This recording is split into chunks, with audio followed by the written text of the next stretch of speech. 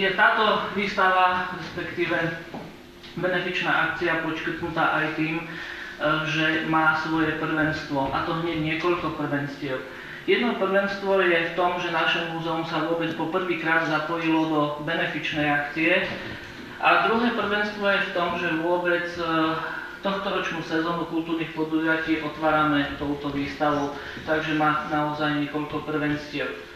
Čo je významnosť tejto akcie ešte počiarknuté tým, že tento rok pre naše múzeum je veľmi významný. Nesie sa v jubileu, a to až v dvoch jubileách, 440 a 260. To sú čísla, ktoré nás budú sprevádzať po celý tento rok. 440. výročie je výročie od vôbec vyhlbenia prvej šachty do tohto ložiska a vôbec od začatia ťažby soli na tomto území. No a 260. výročie je výročie, kedy boli bane zaplavené, no a zmenila sa ťažba z kamennej soli na ťažbu solánky, no a takto vlastne sa získavala soľ potom už iba varením. Ja chcem zapriať tejto výstave, aby takéto čísla, ako máme my v jubileu, aby mala premenená v eurách, aby splnila svoju vlastne úlohu, ktorú tu plní, aby pomohla tým najmenším. Ja vám prajem príjemný umelecký zážitok a niekedy na ďalších akciách dovidenia. Ďakujem za pozornosť.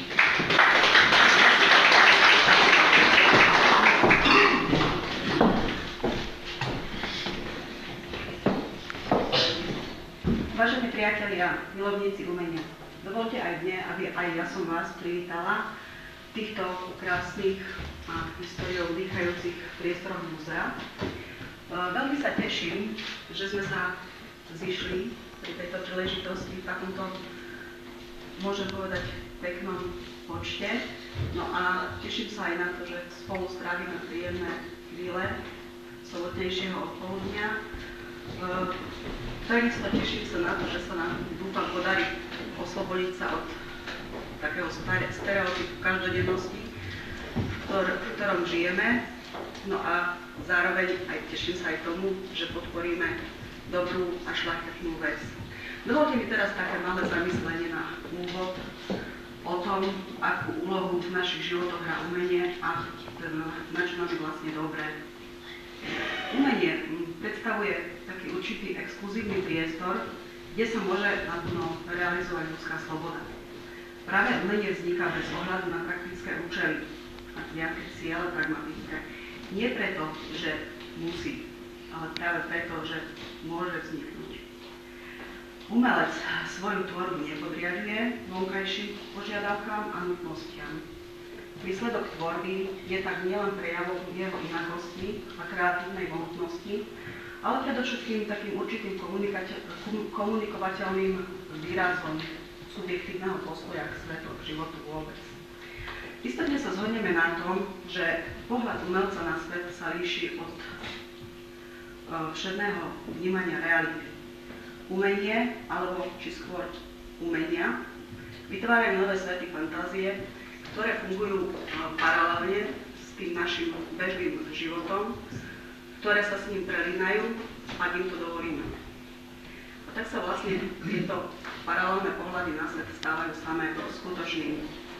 Svojou tvorbou tak umelec pomáha aj divákovi, aby zmenil, inovoval svoj pohľad na život, na svet, na realitu okolo nás.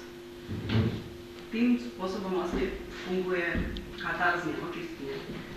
Súčasné umelecké dielo je otvorené interpretácii, nevynúcuje si jedno a jediné správne vysvetlenie a ani pripísanie nejakého právého a správneho významu. Umožňuje divákovi, aby do jeho vnímania zahrnul osobné postoje, myšlienky a skúsenosti, čím sa ďalej obohacujú a vrstvia symbolické obsahy, ktoré počas tvorby do diela vložil autor.